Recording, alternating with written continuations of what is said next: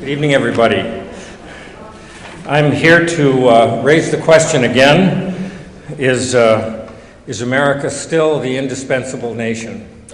That, as many of you know, that line was taken from Madeleine Albright in an interview a couple of years ago on the Today Show, where she told Matt Lauer that despite all the problems and after the collapse of the Soviet Union and the rise of China and Russia and India, that America is still the indispensable nation. So that is the theme of, as many of you know, this year's Peace and Justice lecture series. And tonight's lecture is number 2 in a series of 4 perspectives that will speak directly or indirectly to that question. My name is Tom Morgan, and I'm delighted that you're here, as usual. Tonight's event is sponsored by the Allworth Center for the Study of Peace and Justice here at the college, and funded in part by the Warner Lecture Series of the Manitou Fund, the DeWitt and Carolyn Van Ivre Foundation, and by Mary C. Van Ivre in memory of William Van Ivre, a former trustee of the college. Additional support has been received from the Global Awareness Fund of the Duluth Superior Area Community Foundation, the Royal D. Allworth Institute at the University of Minnesota Duluth, and Reader Weekly of Duluth. As always, I'm so thankful for all these sponsors who make these programs possible. If you're interested in being on the mailing list and haven't signed up already, there's an opportunity in the lobby to do that, and you will get postcards and other mailings telling you about future programs. By the way, there's information about the next programs as well out there. Also, you've all been handed, I think, these yellow sheets of paper. From time to time, we like to do this, see how we're doing and how our speakers are doing, so please fill those out and turn them in on your way out. I'd appreciate that very much as well. As you regulars know, we have a talkback program after every lecture where we sit around in a kind of neutral territory and talk about what we've heard, and we're going to do that again, and you all should have these flyers. Our next talkback session on this particular event this evening will be next Tuesday, downtown, right across from the old YWCA at Men as Peacemakers. And John Pegg, who's in the audience here, and his credentials are on that flyer, and he will be conducting or facilitating the conversation. After the talk, as usual, we'll have a question and answer period, and the microphones are right here, and you just walk right up and ask your question, and our speaker will recognize you in turn. One new wrinkle in this, I'd like to try it. I felt so bad the last time. We had so many students who wanted to ask questions, and we just kind of ran out of time. And many of us who work here, myself included, feel very strongly that the students come first. They're why we're all here, and that's the whole point of this institution. So let's try a new wrinkle. Students first on the Q&A. And if the students have got all the questions they want to ask out of their system, then the grown-ups can come down. Okay? Please do that and work with me on that one. One last thing. Did you notice that there's a big picture behind me? I hope you all know who that woman is. She's had an enormous influence on me and on the college and really on the community of Duluth. And we're honoring her name and her memory in this lecture, and to talk a little bit more about her, and so you know hear a little bit about Martha Allworth and what she was all about. I'd like to call Royal Allworth III to the stage and ask him to talk a little bit about his mother.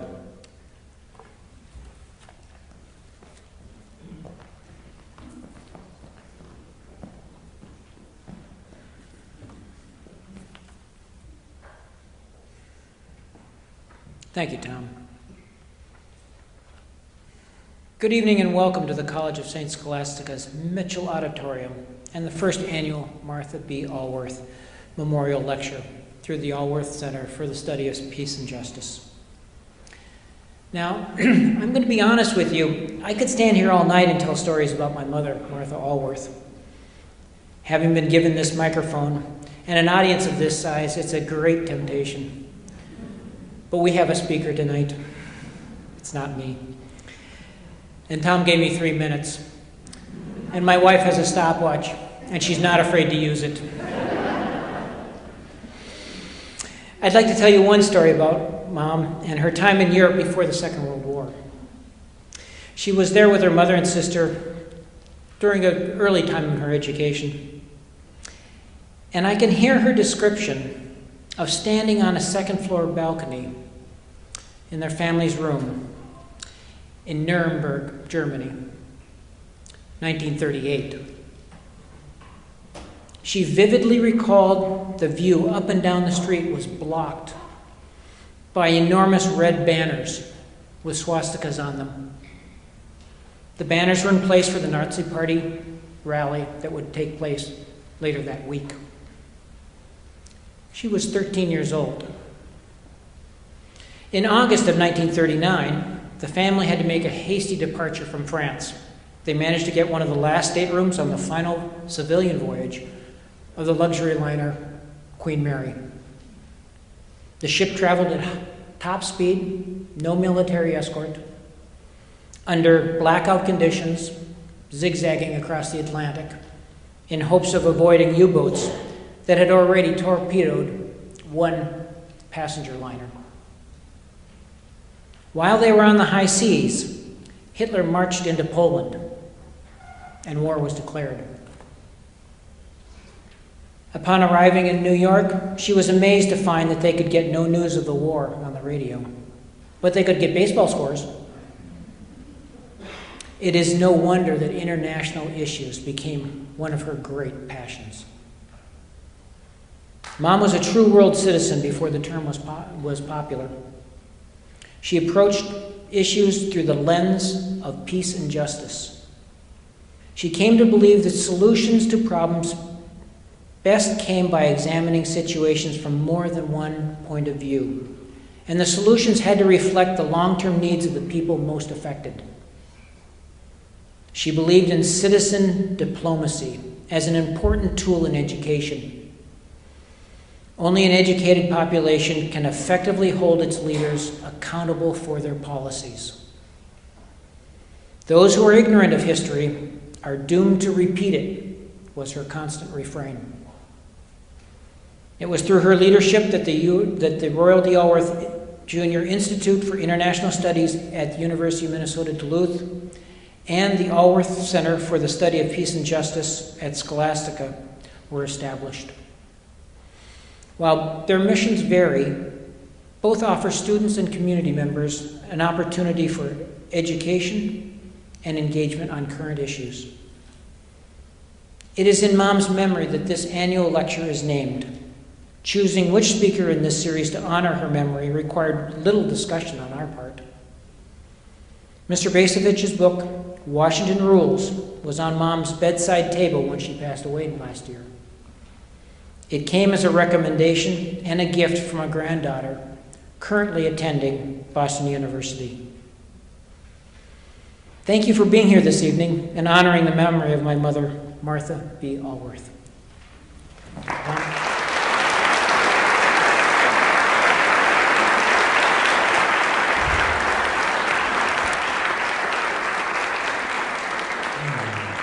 The apple doesn't fall far from the tree. Our speaker this evening is a professor of international relations and history. By the way, we're going to do this every year, having a Martha B. Allworth lecture. So we won't forget her. Back to my speech. Our speaker is a professor at Boston University, specializing in security studies, American foreign policy, and American diplomatic and military history. Professor Bacevich graduated from the United States Military Academy at West Point in 1969, and he served in Vietnam 1970 to 1971. Later, he held military posts in Germany, the United States, and the Persian Gulf up to his retirement from the service with the rank of colonel in the early 1990s. He holds a PhD in American diplomatic history from Princeton University and taught at West Point, at Johns Hopkins University, and at Johns Hopkins before joining the faculty at Boston University in 1998. In 2004, Dr. Bacevich was a Berlin Prize Fellow at the American Academy in Berlin. He also has been a fellow at the Paul H. Nitze School of Advanced International Studies at Johns Hopkins, the John F. Kennedy School of Government at Harvard, and the Council on Foreign Relations in New York. His essays and reviews have appeared in a variety of scholarly and general interest publications, and his op-ed pieces have appeared in the major American newspapers and magazines. And he's appeared on television shows such as Moyers and Company, Democracy Now!, and The Colbert Report. His books include Washington Rules, The Limits of Power, The Long War, and The New American Militarism, among others. His latest volume came out this year, Breach of Trust: How Americans Failed Their Soldiers and Their Country. And that book will be on sale after the lecture in the lobby.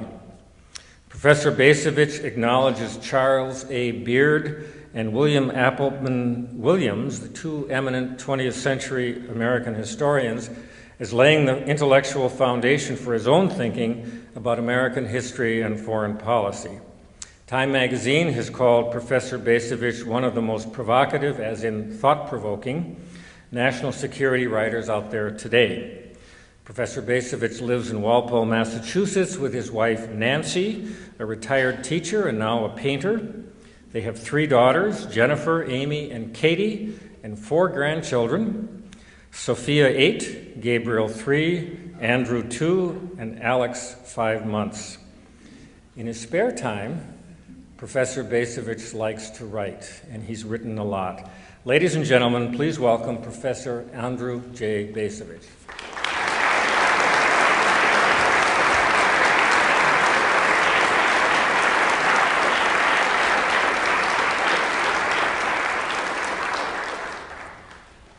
Well, it's really a great honor to be the first Allworth lecturer.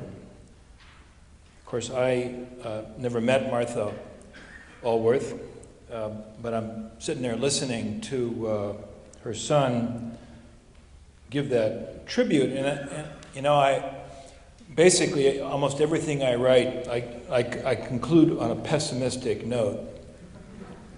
I mean, my new book, Breach of Trust: How Americans Failed Their Soldiers and Their Country. But I was born in Illinois and grew up in Indiana. My wife is a Chicagoan, so our families are rooted in the Midwest. And although we've lived in New England now for, 15 years, and we really love New England, I still feel that connection to the Midwest. And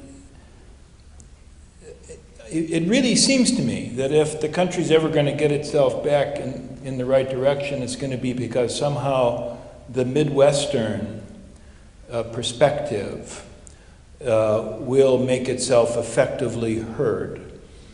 Tom mentioned that 2 of the people I admire most among historians are Charles Beard, born in Indiana, William Appleman Williams, born in Iowa.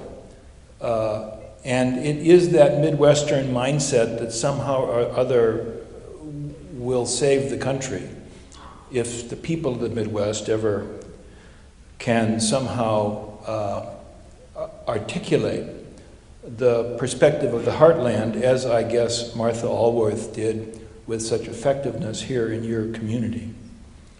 So I'm going to talk for about 40 minutes, and then very much look forward to the questions that you may have. and we will indeed make sure students get to go to the front of the line so that they can have the first shot. During the 1990s, a quartet of what we might call big ideas were thought to determine the future course of international politics.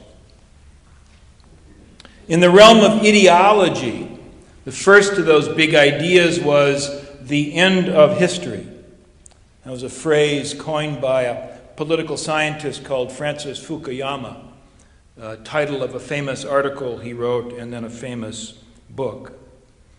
And the idea behind the end of history was that the conclusion of the Cold War signified a final resolution of the great ideological conflicts that had dominated great power politics in the 20th century. According to Fukuyama, all of the basic questions, the big questions, had now been settled once and for all. And that there now existed only a single model to which nations around the world could turn if they intended to achieve any kind of success, and that model was democratic capitalism.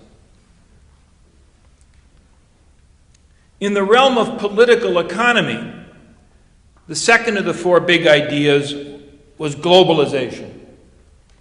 And sort of the equivalent of Fukuyama with regard to globalization perhaps was the famous New York Times columnist Thomas Friedman. And globalization said that a process of economic integration and development was transforming human existence. That the world was now flat and fast and connected. And that one of the implications of globalization was really to bring an end to power politics. That to the extent that there would be any future competition in the political realm, it would be a competition that would focus on getting rich. And indeed, this was a competition that everybody could win. Globalization was going to make politics into a win-win proposition. Implied, but not necessarily spoken, was the notion that globalization also implied the universalization of a particular set of values, our values. That ultimately globalization really meant the Americanization of the entire world.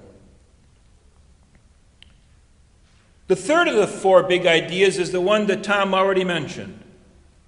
And this is an idea that applied in the realm of statecraft or international relations. Indispensable nation. As Tom said, coined by Madeleine Albright back during the Clinton era, but also adopted by President Clinton himself. And according to this notion, according to the notion of the indispensable nation, the end of the 20th century found the United States having assumed a position of unique global leadership. And that this position of global leadership was one that in fact was conceded by all, at least in the near term. The United States was the indispensable nation because the United States had no peer competitor. The United States in the 1990s had become the sole superpower. The fourth big idea was in the military realm. And this idea was called full spectrum dominance. And I can't identify a particular author of this idea, but what full spectrum dominance meant was that the end of the Cold War found the United States not simply in a position of leadership, but found the United States in possession of unmatched and unprecedented military capabilities.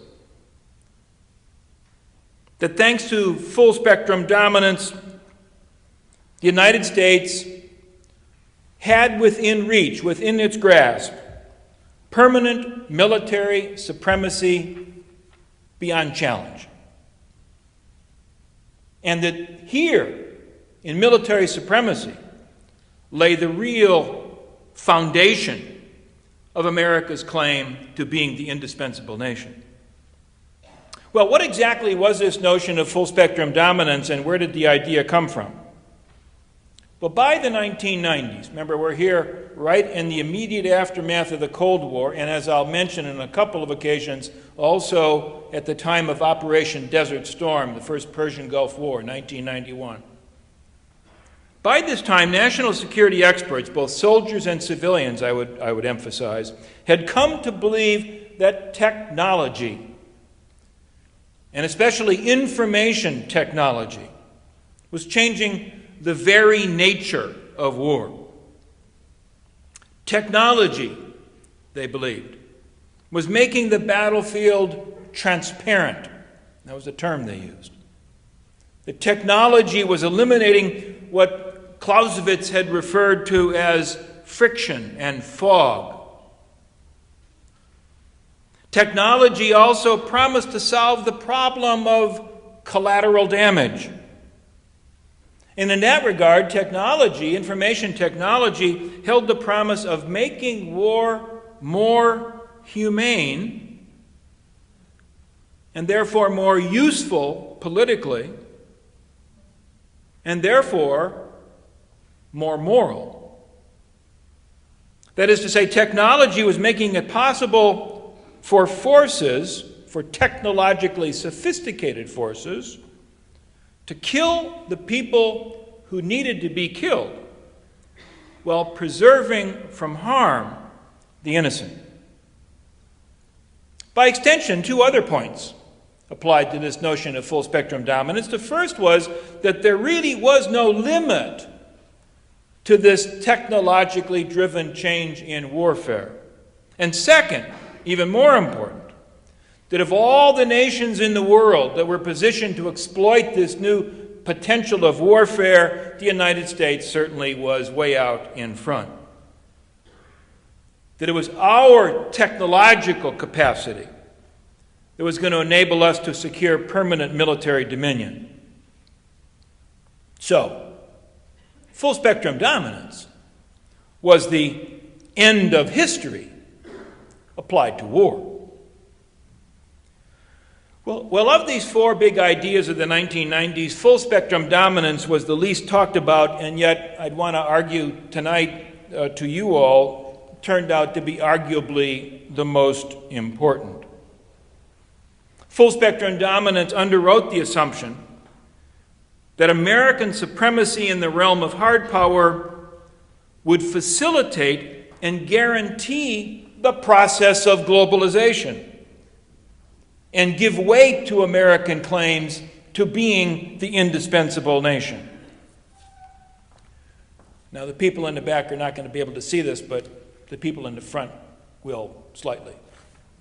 And this is the training aid I carry with me in all my talks. This, I'll explain it to you, is the cover of the New York Times Magazine dated March 28, 1999. And I'll describe what's on the cover of the magazine. It's, of course, a fist. And the fist is painted red, white, and blue. And what some of you in the front can see in the bottom right, next to the fist, is the text, "What the world needs now." What you can't read is the smaller text right beneath it. What the world needs now. For globalism to work, America can't be afraid to act like the almighty superpower that it is. So speaketh the New York Times. Matter of fact, if you took a look at the article inside this cover of the magazine written by Tom Friedman, it includes the following text. Quote, "The hidden hand of the market," remember this is Friedman, the promoter of globalization. "The hidden hand of the market will never work without the hidden fist. McDonald's cannot flourish without McDonnell Douglas, the designer of the F-15. And the hidden fist that keeps the world safe for Silicon Valley's technologies is called the United States Army, Air Force, Navy, and Marine Corps. Now, this is the sort of thinking that prevails, again, not simply in military circles, but in intellectual circles, when 9/11 occurs. And this is the sort of thinking that therefore played a very powerful role in shaping our response, the nation's response to 9/11. First, by way of example, there was the immediate assertion, questioned by very few of our fellow citizens, that an open-ended global war on terrorism was the right response to 9/11. Here's Secretary of Defense Donald Rumsfeld. This is just about my favorite quotation from the George W. Bush era. Secretary of Defense Donald Rumsfeld speaking at a press conference on September 18th, 2001. So that's 1 week after 9/11. "We have a choice," Rumsfeld said. "Either to change the way we live, which is unacceptable, or to change the way they live. And we chose the latter."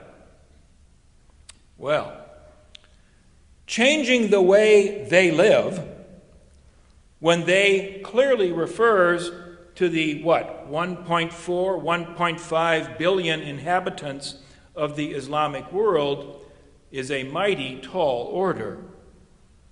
Why would someone, presumably as smart as Donald Rumsfeld, make such a claim?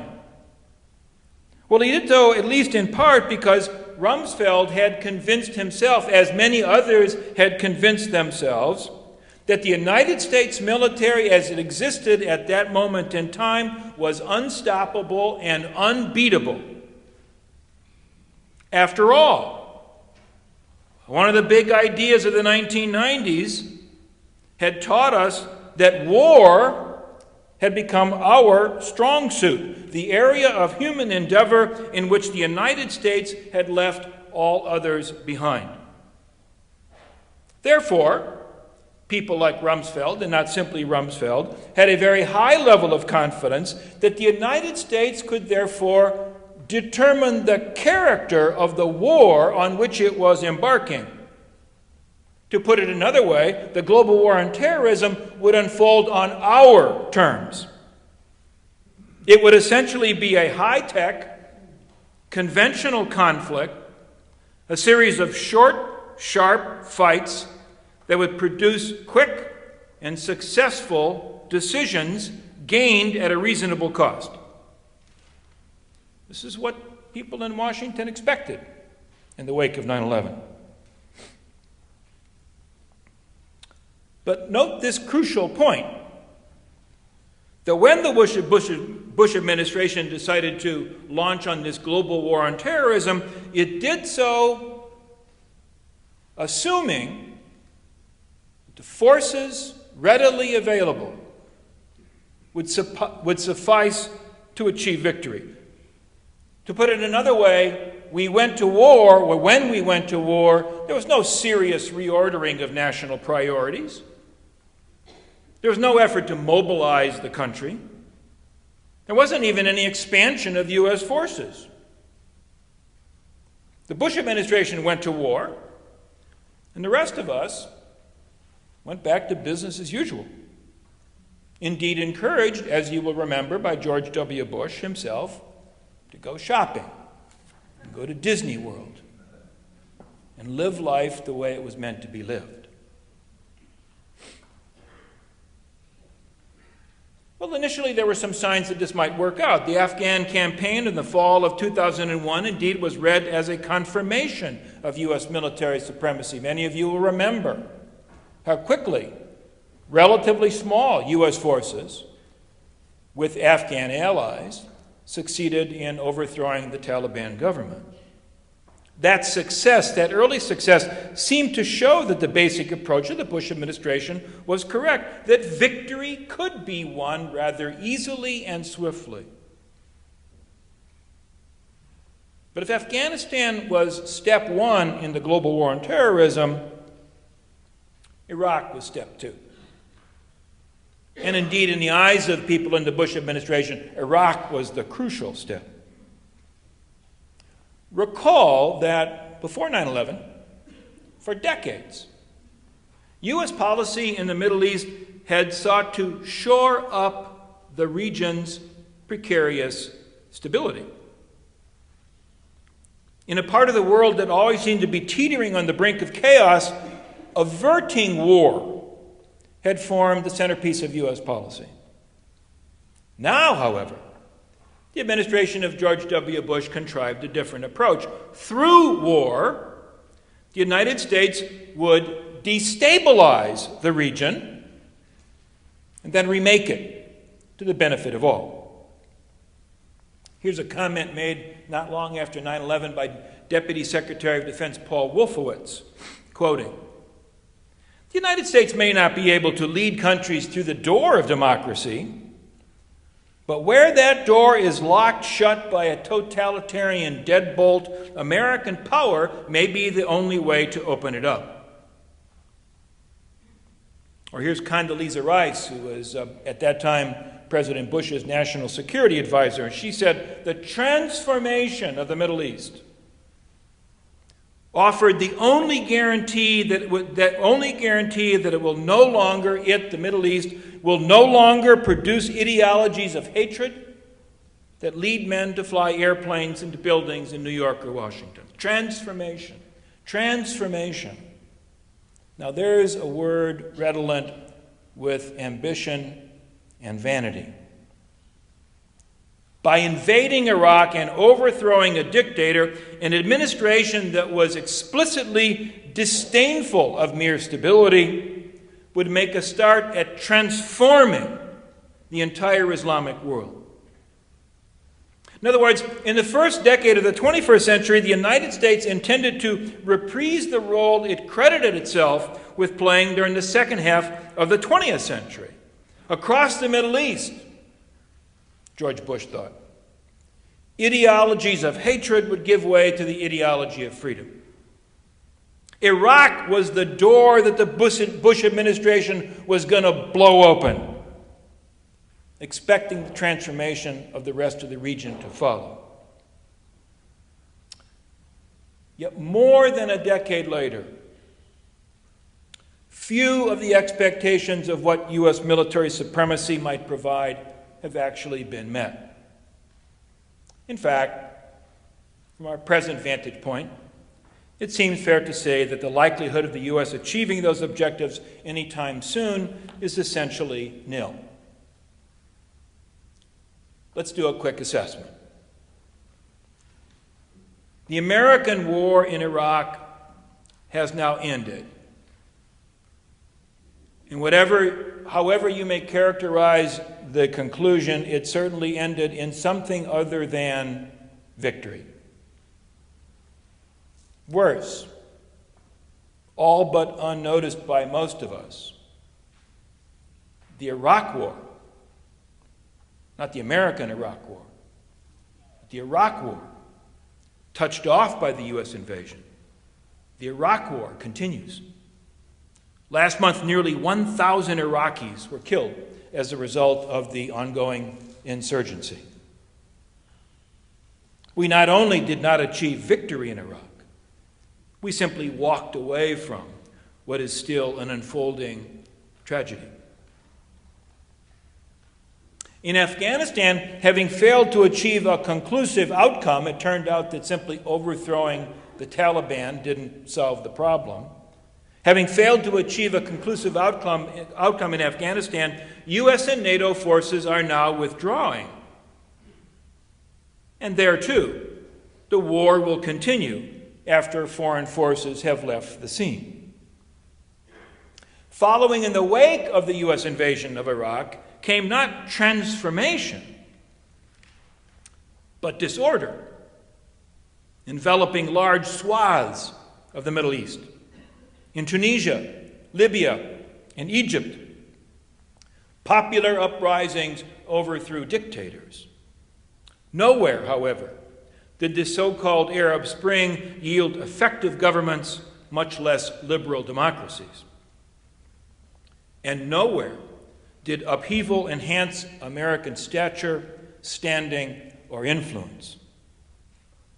Now, there is Syria, and their efforts to overthrow another dictator have given birth to an immensely bloody civil war. Declaring that Syrian strongman Bashar al-Assad must go, while drawing never-to-be-crossed red lines, President Barack Obama, for a time, still seemed to nurse the fantasy that it was incumbent upon the United States to sort matters out. Only on the eve of ordering another armed intervention did Obama pause long enough to notice that he was pretty much on his own. In the White House, illusions that American bombs and rockets could deliver Syrians from evil still lingered. Others, however, including a clear majority of the American people, both houses of Congress, and even the British Parliament, had concluded otherwise. With the stores of 9/11-induced vanity and ambition, not to mention the U.S. Treasury, depleted, faith in the transformative power of American military might had waned. And the President, prudently in my judgment, pulled back from the brink. Now, whether Obama's about-face in Syria marks a decisive turn in U.S. policy in the Middle East very much remains to be seen. Even if it does, this much seems certain. The instability that U.S. policymakers a decade ago so heedlessly sought will persist. Scholars, I expect, will long debate whether the misuse of American power caused or merely catalyzed this instability, or indeed whether the disorder roiling the Middle East derives from factors which decisions made in Washington are largely irrelevant. But instability is the primary outcome of our costly exertions over the past decade and more. Well, why? Why has the exercise of military power in which we invested so much confidence, why has it failed to produce the results expected? Let me offer 3 answers. First, implicit in the vision of full-spectrum dominance, this template for war, implicit in that vision was a misleading conception of war's actual nature. In retrospect, it seems incredibly naive. But in the heady aftermath of the Cold War and Operation Desert Storm, the vision appeared entirely plausible. In effect, after Desert Storm, national security professionals came to see war as the management of target effects, rather than the continuation of politics by other means. This did not mean that these national security professionals ignored all other factors. The advocates of full-spectrum dominance all highlighted the importance of having a highly trained, highly disciplined, highly professional force to coordinate and apply technology to the battlefield. But the essence of military professionalism in the 1990s and beyond came ever more to consist of the ability to put the right ordnance on the right aim point. War thus became something that we did to them, rather than an interactive process. Recall the attractiveness of the concept of shock and awe back at the beginning of the Iraq War, with its expectation that a single sharp blow would suffice to disarm an adversary. As a consequence of this misperception, American national security professionals implicitly discounted the actual history of warfare. They viewed history as irrelevant, persuading themselves that history had been overturned by the invention of precision targeting and precision weapons. Hence the inability or unwillingness to anticipate the political complications likely to ensue from overturning the existing order in Afghanistan and Iraq. And worse still, the failure to grasp the intensely political nature of those conflicts, in each of which technology has actually played only a limited role. You see, our new way of war had supposedly rendered politics irrelevant. And of course, now we have found, to our chagrin, that that was never the case. So here's a second reason why the exercise of military power has yielded disappointing results. In fashioning its response to 9/11, the Bush administration failed to understand the extent to which U.S. claims of supremacy rested on the consent of others in the international order.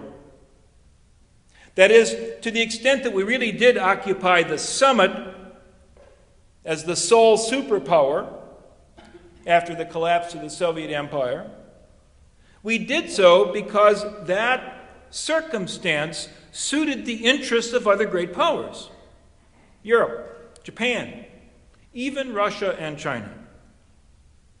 This was most clearly illustrated in 1991 at the time of Operation Desert Storm, when George W. Bush's father rallied an extraordinarily broad coalition to wage the war, and where several allies, Germany, Japan, Saudi Arabia, and Kuwait, actually paid for the war.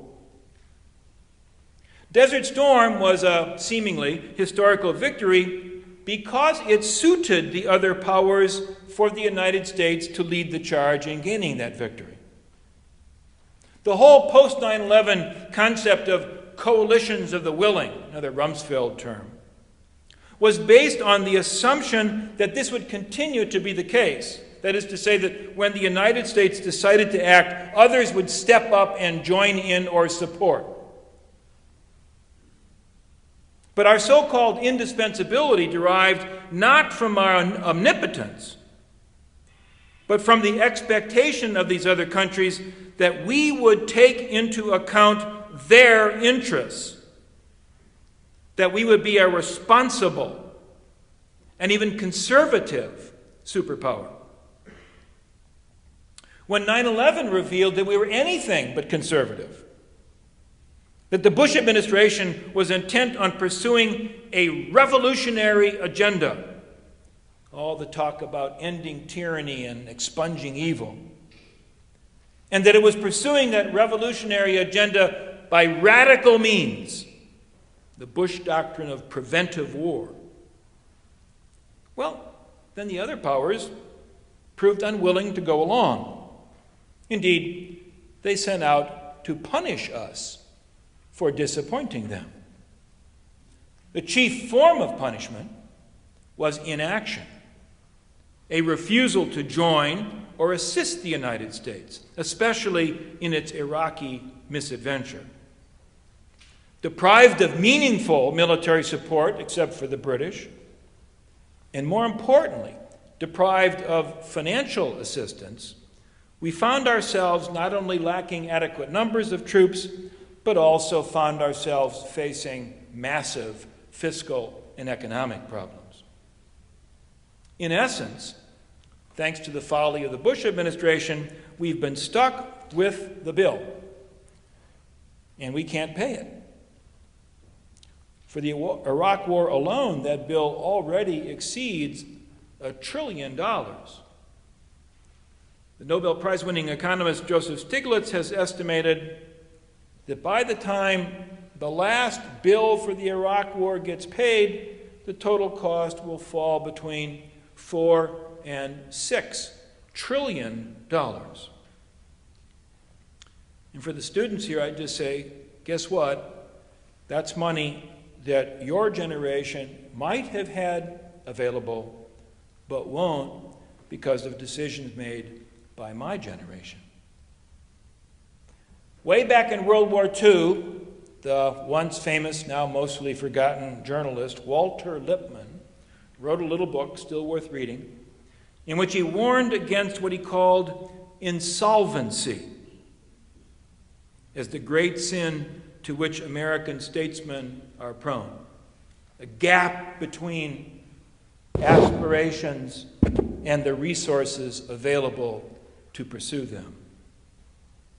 Well, today, given the ever-deepening debt of the United States to foreign governments, it becomes increasingly clear that we are, for all practical purposes, insolvent.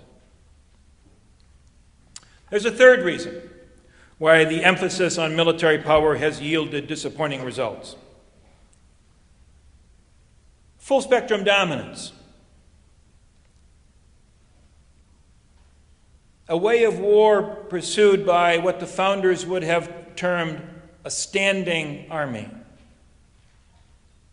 Full-spectrum dominance discounted the importance of nurturing a mutually supportive relationship between our military and American society.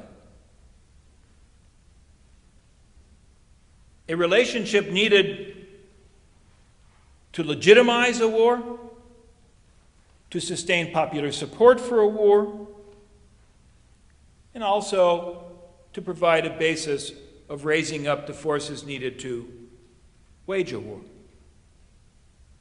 It is striking to me that Bush committed the United States to what he openly called a global war on terrorism without making the least effort to mobilize the nation. That's not what our military tradition has been. Our military tradition, at least up to Vietnam, has been a tradition relying not on standing armies, but on citizen armies, in which in times of emergency, the president turns to the people and invites the people to be the source of the army that's going to do what needs to be done. That's what we did in 1846, when President Polk decided that what needed to be done was to invade Mexico and take California. That's what President Lincoln did in 1861 when he decided what needed to be done was to destroy slavery and preserve the Union, raising up a great citizen army for the task. That's what McKinley did in 1898. It's what Wilson did in 1917. It's what Roosevelt did even before we got in World War II. You recall that well before Pearl Harbor, Congress had passed a peacetime conscription in order to begin raising up a citizen army in anticipation of another great war. Not President Bush. Now we think we know why the president didn't mobilize, didn't turn to citizens. Because he assumed the adequacy of existing forces. And he wanted to make sure that he had maximum freedom of action to wage the global war on terrorism precisely as he wished, casting the American people in the role of spectator in order to achieve this end. But that assumption about the adequacy of the forces in being, assumption based on a belief in full-spectrum dominance, that assumption turned out to be dead wrong. Because it turns out, much as Clausewitz and many other philosophers of war have said over the years, students of war as history, it turns out that war is fraught with chance and uncertainty, even in the information age. And one of the ways that a nation going to war hedges against that uncertainty is through reserves. Being able to divert energy and resources from civilian purposes to military purposes. In any nation, the real sinews of military power lie among the people. Now, although President Bush might have tapped those resources immediately following 9/11, that moment, of course, has now long since passed. The implicit contract established at the end, the implicit civil-military conflict established at the end of the Vietnam War, namely that in our day, military service has become a matter of individual choice, with the government no longer possessing any authority in that realm. That contract survives intact into the global war on terrorism's second decade. So where does that leave us? Well, it leaves us then in a state of quasi-permanent war. A war in which roughly 1% of our fellow citizens bear the burden of service and sacrifice, while the remaining 99% sit on the sidelines. In my view, this arrangement is not democratic, it's not moral, and it certainly has not yielded anything like an effective military policy. So the bottom line is that wildly exaggerated expectations about American military prowess and staying power have opened up a huge gap between Washington's professed goals and the capabilities at hand to pursue those goals. I think there are two ways to close that gap, and here I'll conclude. The first is to abandon any expectation that technology will transform war, and therefore to get serious about raising up forces that an open-ended global war will require, not simply today, but 5 years from now and 10 years from now. Because if we're going to undertake a war to change the way they live, that's going to be a protracted struggle. But the second way to close the gap is to revise our goals and to see open-ended war as inherently flawed and unsustainable and unwise. And in its place, to chart a course consistent with our values and with the means available. And in a sense, that may mean turning Rumsfeld's diktat on its head.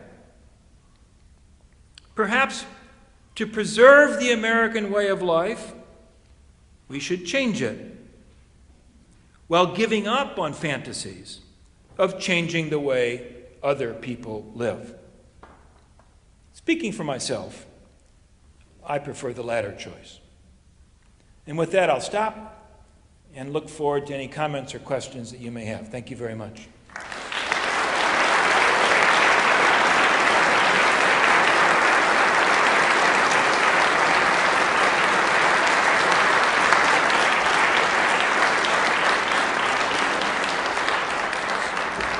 So I guess people with questions should step up to the microphones, and again, we'd like to let the students to have the first crack. Yes, ma'am.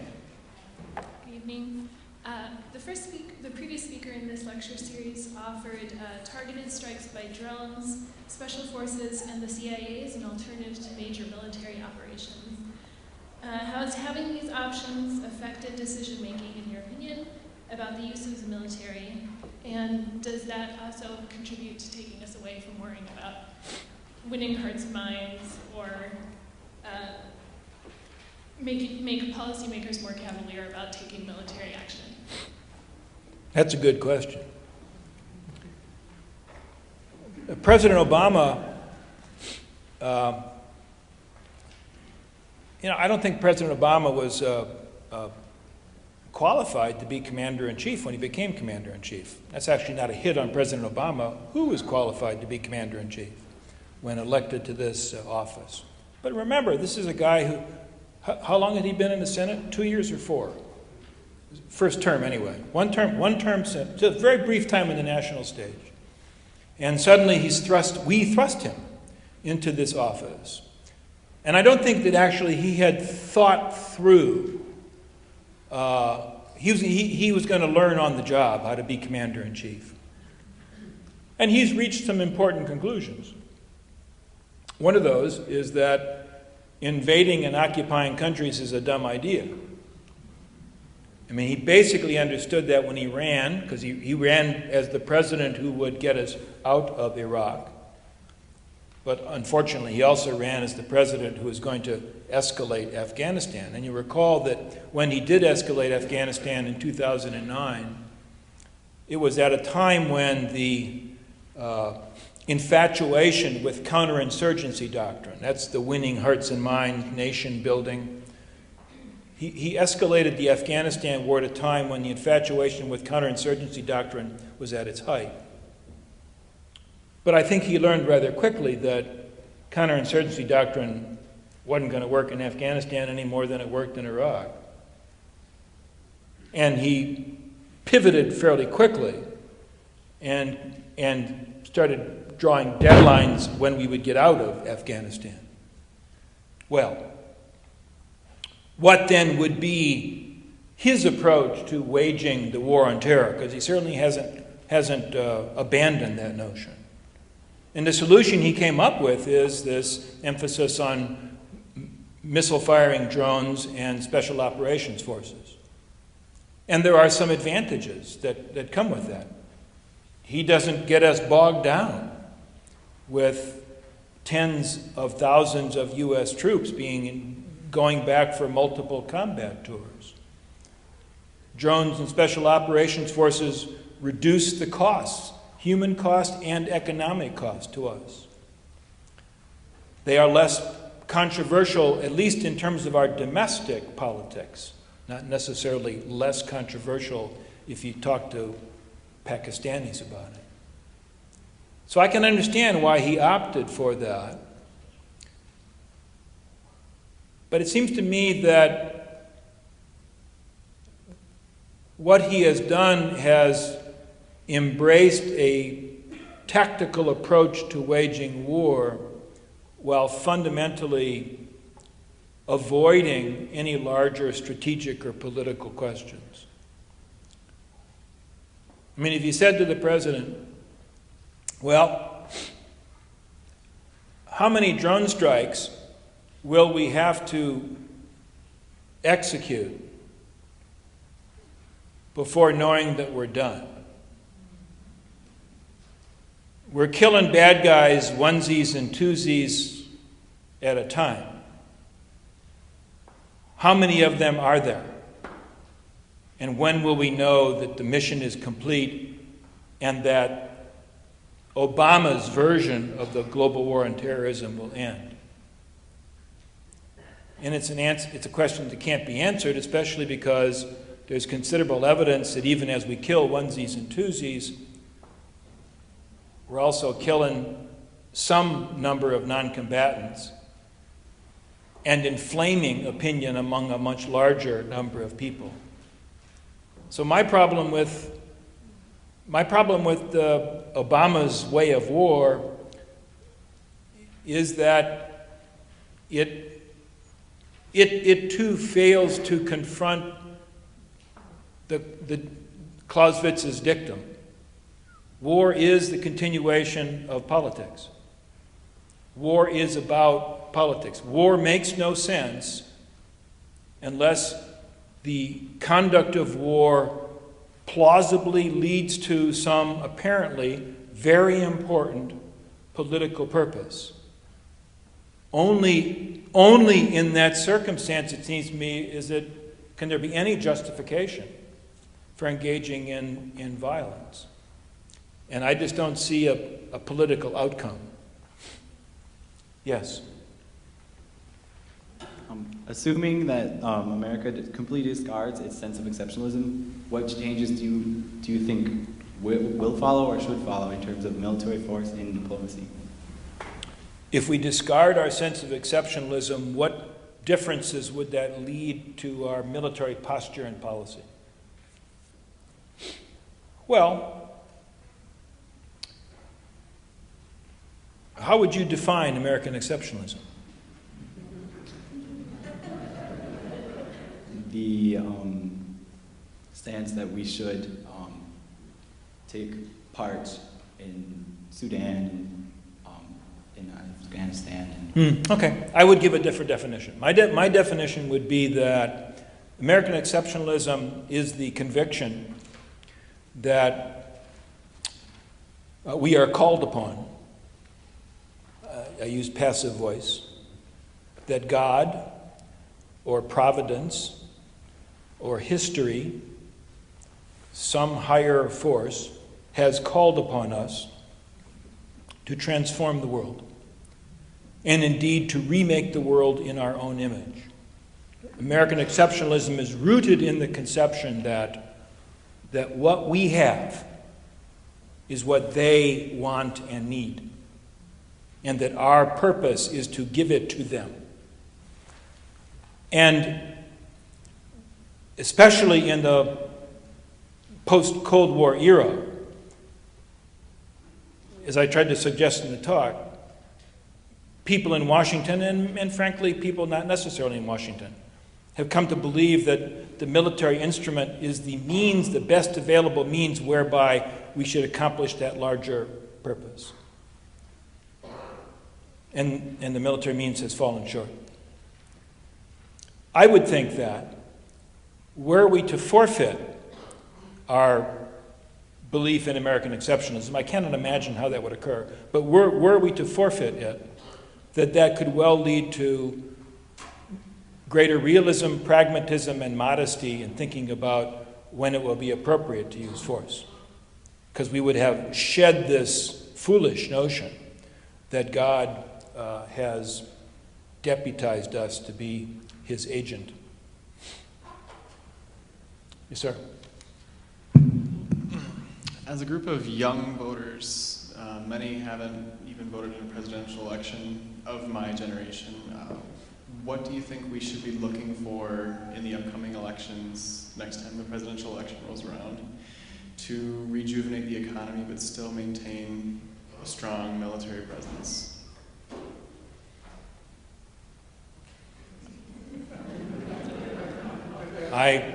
This is where my pessimism kicks in.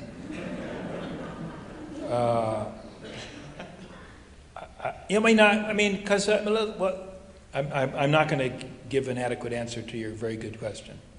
I would simply note that when our current president ran back in 2008, he energized Americans, particularly young Americans, in ways that hadn't been seen in quite some time. It was remarkable. In some respects, it was quite moving.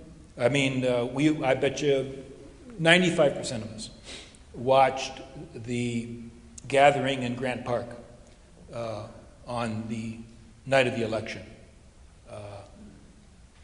and it was incredible because this was our first African American president, and all the sort of that meant in a historical context. But it was special because of what he seemed to represent: youth, vigor, clear intelligence. I believe strongly, to the present moment, that the president is a very decent man, a good man. What I didn't share was the exalted expectations that a messianic figure had now been delivered to the Oval Office and that all was going to be well. And he turned out not to be a messianic figure, and all's not well. So the only thing I would say in response to I have no idea who ought to run, who we should elect. I would simply say, temper your expectations, because our system is such that there is no one person that we could deliver to the Oval Office that would somehow make things right. And quite frankly, we probably should be grateful for all the flaws of our system. We should be grateful that there is no one person who could be delivered to make things right, because that would also open the possibility of somebody getting into the Oval Office who would really do terrible, evil, awful things. So that's my Thank you. political philosophy. Yes, ma'am. Hi. So later in November, there are a bunch of students from this college going to Fort Benning to protest the School of Americas. And I was just wondering what your view on this organization is and if it kind of represents another aspect of... Well, it's no longer called School of the Americas, right? No, it has changed. I don't remember what it's called Well, I anymore. mean, I haven't followed this, but to tell you the truth, I think the fact that neither one of us can remember what the school is called. I'm not poking at you here. It is possible that whatever that entity is, that it's no longer the School of the Americas, not only in name but also in substance.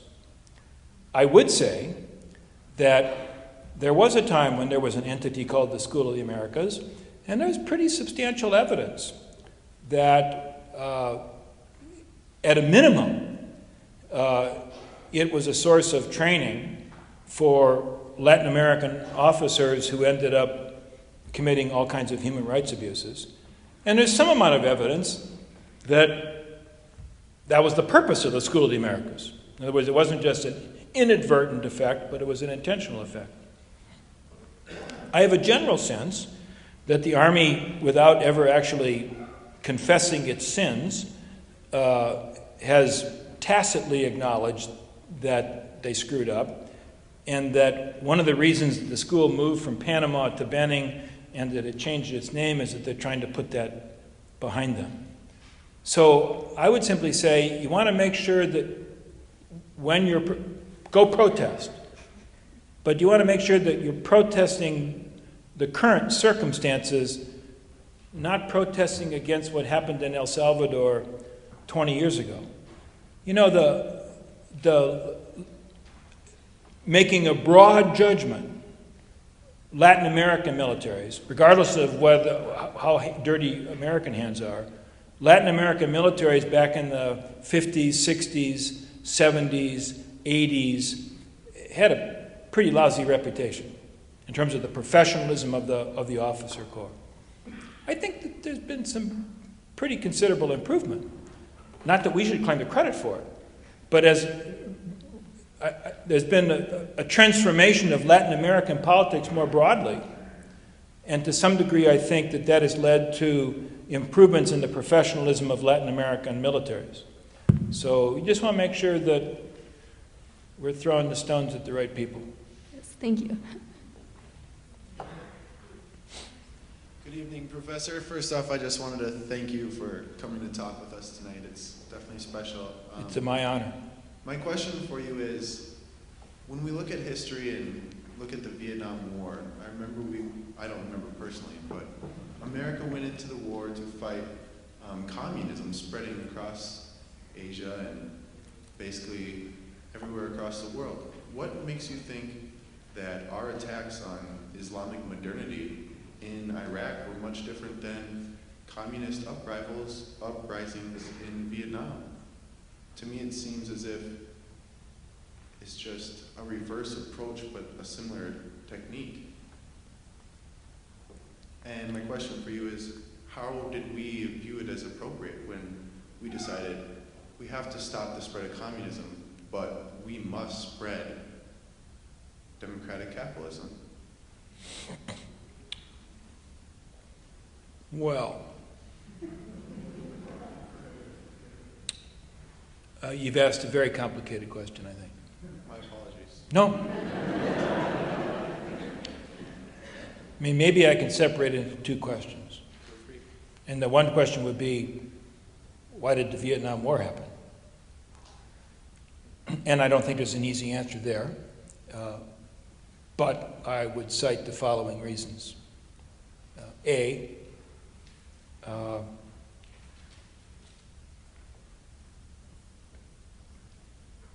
What came to be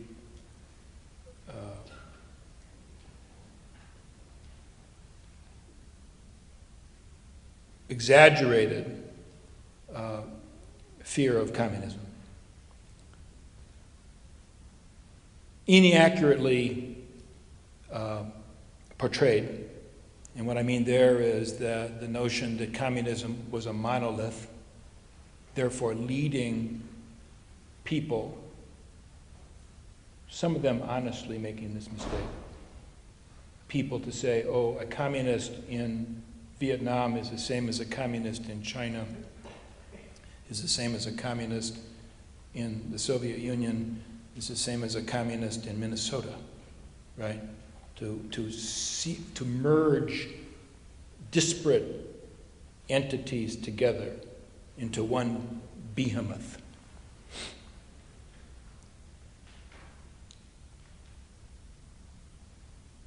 You cannot, however, discount the importance of domestic politics in explaining the Vietnam War.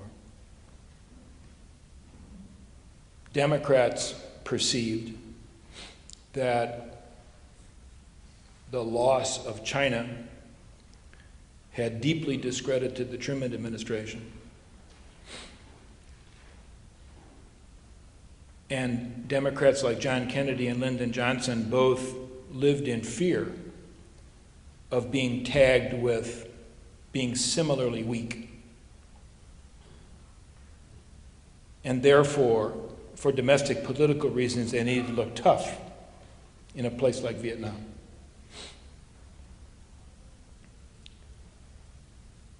You cannot overlook the posturing of the Soviet Union. Remember, the Soviets are perceived to be calling the shots in places like Vietnam. They weren't.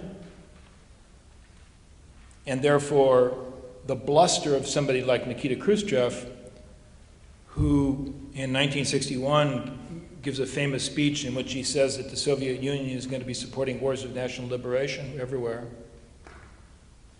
leading somebody like Kennedy to say, oh, I guess we need to oppose that.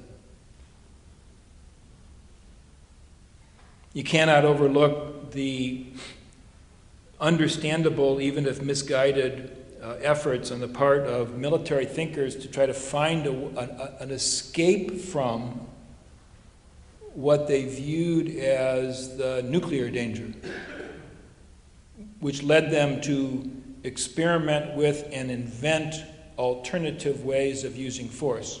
The simplest term to apply to this would be flexible response. You have to develop new capabilities. I think you have to also weigh the factor here, or throw in the notion that once Kennedy and then Johnson both increased our commitment, they didn't have the guts to admit failure and their mistakes. So it was easier. It became easier to send another 100,000 U.S. troops to Vietnam than to say, Jesus, we shouldn't have sent the last 100,000. Now, I myself don't see the Iraq War as comparable. I don't mean somehow it's better. It just seems to me that the circumstances are quite different. And in a sense, worse. As I tried to suggest in the talk, I know there are many different views about why we went to war in Iraq. And if we did a poll, some people would say, oil. Some people would say, Israel. Some people would say, it was George W. Bush's complicated relationship with his father, and he wanted to do what his father couldn't do. And by overthrowing Saddam Hussein, And I wouldn't discount any of those. But I myself am persuaded that the real reason, we didn't invade Iraq because it was strong, we invaded it because it was weak. We invaded Iraq because they truly believed. I mean, it's bizarre, it didn't work, but they truly believed that we were so powerful that we could remake the region. And that by remaking the region wouldn't be a problem. And Iraq was the place to begin this. We didn't send U.S. troops to South Vietnam because we thought we were going to remake Southeast Asia. Fundamentally different purpose. Both wars deeply misguided. But I don't see much in terms of comparability, except that always domestic politics weighs in and leads politicians to be less than courageous.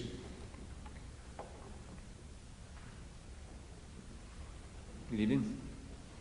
Do you foresee sometime in our lifetimes another country or group of countries rising or forming to oppose American exceptionalism? I mean, do you foresee America sometime in our lifetimes becoming not only not a superpower, but almost irrelevant, just another country?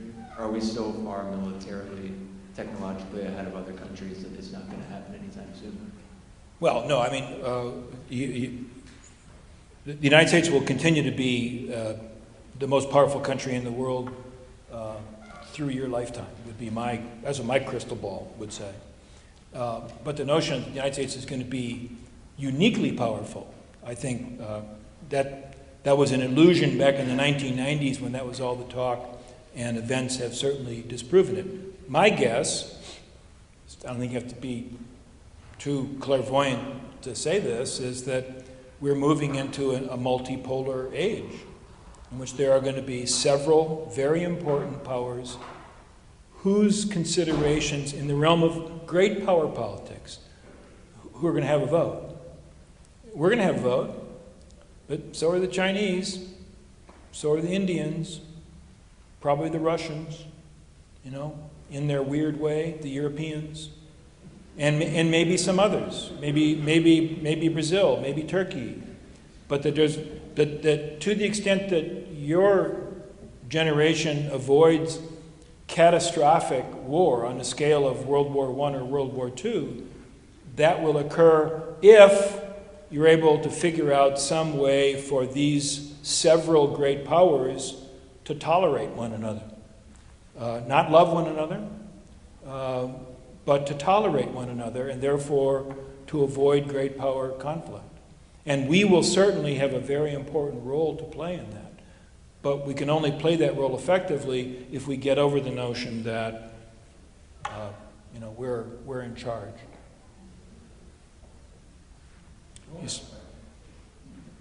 All right. You look old for a student. Well, I thought I'd introduce the community part.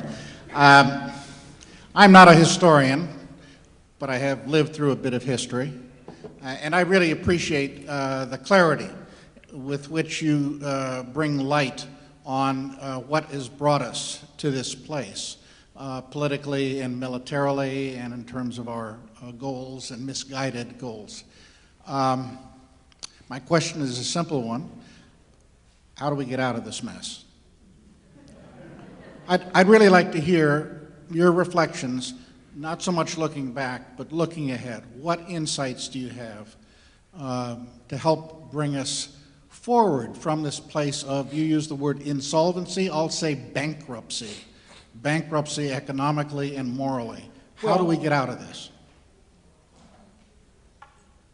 I think that Jimmy Carter, who most people think was a decent guy but a failure as president, gave a very important speech back in the summer of 1979, famously known as the Malaise speech. People my age will remember it. All you young people will have no idea what I'm talking about. But here's your homework assignment. Go when you get back to your room, just Google Carter Malaise speech. And the text will come up, and if I'm not mistaken, there's a YouTube, you can watch the whole thing on video if you want to. And what Jimmy Carter, this is the context. Summer '79, economy's been in the pits for years. There's so-called stagflation, high unemployment combined with high inflation, low growth, hangover from Vietnam, basically. The Shah has been overthrown. Energy prices are going through the roof. Carter's political opponents say that he's weak on communism and he's allowing the Soviets to get ahead. It's probably not true. But he's really been battered. And there's this guy called Ronald Reagan who is waiting in the wings and really wants to be president. And so Carter is really on the ropes in the summer of '79. And he goes on TV and he gives a speech. And he says, look, I was going to come and give you a speech on the energy crisis and give you the 5-point plan on how to deal with the energy crisis. Then he said, no, I thought more deeply. Matter of fact, I invited a bunch of people to come up to Camp David to tell me what a bad president I am. It's a very strange speech. And he said, based on that, I have reached an important conclusion. And I want to share it with you, my fellow Americans. And my conclusion is that in a very fundamental sense, the country, all of us, have taken the wrong road. And we've taken the wrong road because as the people who believe in freedom, we have misconstrued freedom. We have embraced a materialistic definition of what it means to be free. We have organized our society around stuff in its acquisition and consumption. And oh, by the way, our endless appetite for oil is an example of that. And what we need to do, my fellow Americans, is therefore, I'll use the Catholic sort of perspective here, engage in a collective examination of conscience. We need to come to realize that we individually and collectively have gone down the wrong path. We need to ask ourselves what it means to be free. And then we need to reorganize our society in ways that will enable us individually and collectively to live in accordance with that definition of freedom. And oh, by the way, he said, actually energy offers the way for us to begin that reorientation of American society. Instead of assuming that we have to have more and more and more and more oil and gas, what if we learn to do with less? And drive 55 miles an hour and park your car once a week and tighten your belts. In a sense, to bring about a moral reorientation of the country. Thank you and good night. And the American people said, what? What are you asking me to do? Tighten my belts? Get by with less? Park my car once a week? And they absolutely, totally, and completely rejected that. 6 months later, January 1980, Carter speaks before a joint session of Congress, State of the Union address, and promulgates the Carter Doctrine, which says the Persian Gulf is a vital national security interest of the United States of America, and we will fight for it to make sure nobody owns it except us. In other words, reverse course, abandon his position. So, Carter was right, in my judgment. The way to save the country is for us to ask ourselves what we mean by that which we profess to value most.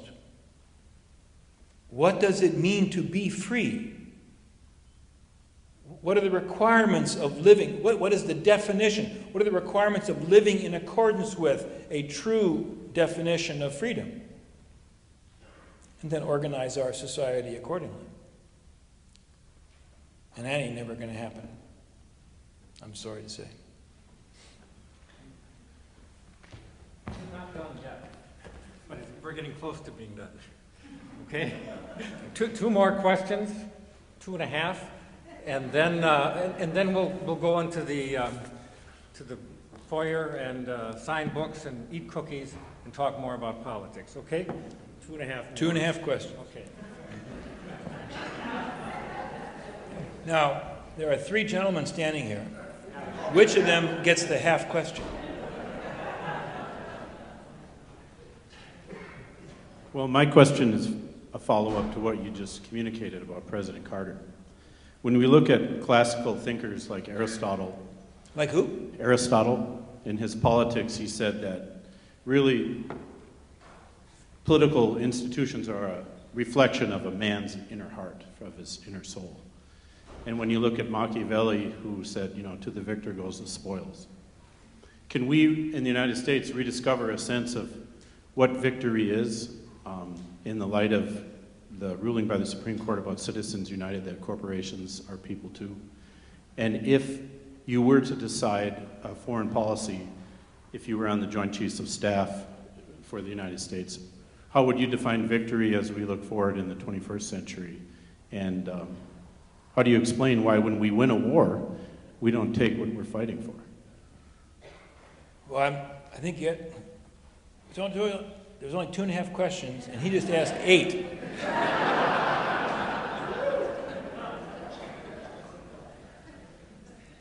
I'm not sure I understood all your questions. Seriously.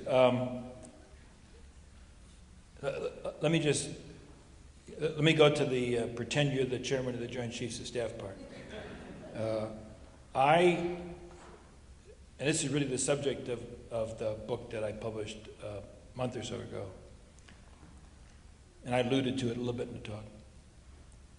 I think that the gap between the military and society is a fundamental problem.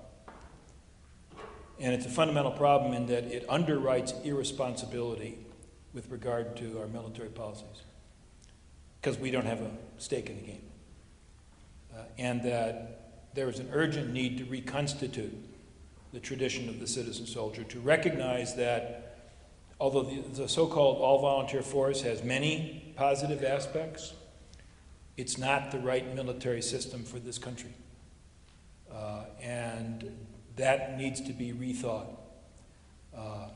And doing that implies a fundamental redefinition of what it means to be a citizen in this country in ways that would be probably difficult for a lot of people to accept, but I think on balance would be very useful.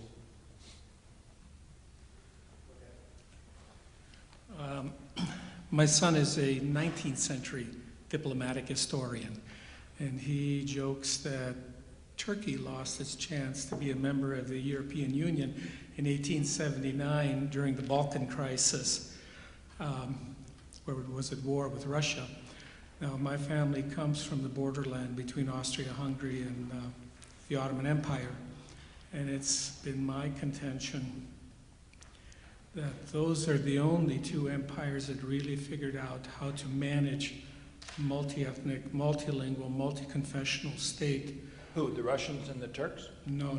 The Ottomans and the Austro-Hungarians. Oh, okay.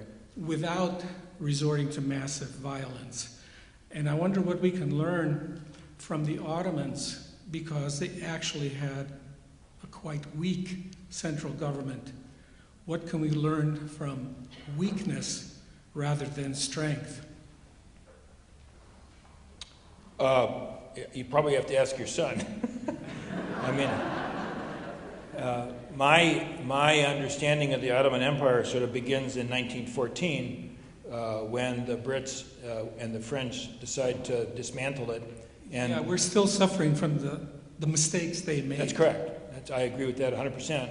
But it's difficult for me to praise their weakness, because it was the weakness of the Ottomans that, in a sense, made them vulnerable to these two European imperial powers that, when it suited them to dismantle the Ottoman Empire, they just went and did it. So to some degree, it seems to me a cohesion and internal strength are not to be sniffed at. So I don't know that I can answer a question about what can we learn from their weakness. So you have a half question. I have a half question. I thank you for your very provocative speech. It seems to me the United States has assumed for itself the right to operate its drone warfare machinery and the NSA anywhere in the world at its whim, absent diplomatic permissions or honoring international borders or treaties. I guess one half the question is, do you see that as a sustainable practice? And B, if the president of Pakistan hypothetically decided that the president of the United States was a terrorist, wouldn't he have the exact same legal right to assassinate our leaders? Well, I mean, we're not trying to assassinate the president of Pakistan, but the basic point, I think, has merit. That what we have done since 9/11 has been to assert prerogatives, claiming that the things that we're doing are necessary in order to prevent another 9/11. The Bush doctrine of preventive war, the Obama practice of targeted assassination, the vast expansion of intelligence collection that's been in the press lately. And the argument has been that, I'm sorry, we have to do these things or another 9/11 is inevitable. And the problem with the argument is that any expectation that we will therefore control or be the only ones to exercise these prerogatives is ridiculous. We're establishing precedents, and other nations will employ those precedents, and they will justify their actions by citing things that we have done. And, I mean, the chickens are going to come home to roost, and it ain't going to be pretty. Thank you very much. Thank you.